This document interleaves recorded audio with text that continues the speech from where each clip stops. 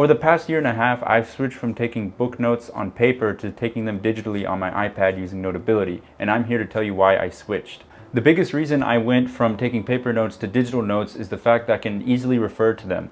One of the drawbacks of taking paper notes when I took a ton of paper notes for my old books that I used to read is that I would be stuffed to the brim with paper in my room or in my book bag. It was cumbersome to carry around. And also, whenever I wanted to refer back to an old section or to refer back to my old notes, trying to go through old paper notes is a pain and it's a struggle, and half the time I couldn't even find the right book or the right review or the right passage of notes I was looking for. Sometimes I got lucky and found them, but most of the time I just ended up not being able to find them, and I'd have to resort to going online and looking up short summaries of the book rather than looking at my own actual notes that I took.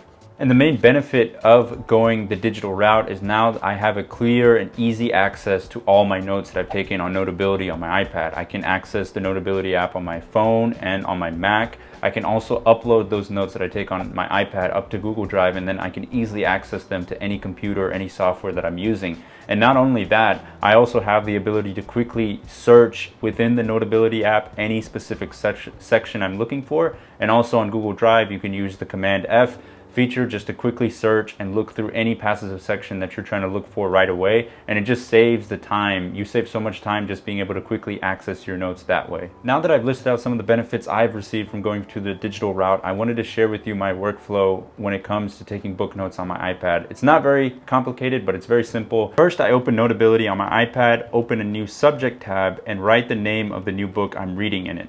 Then I add a heading for each chapter, and I go at it for writing my notes in.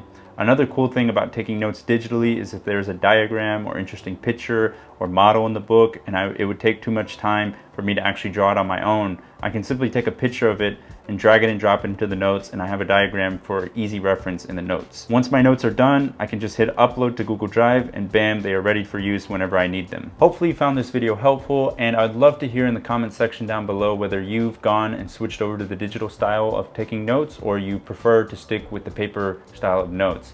But thanks again for watching. Bye.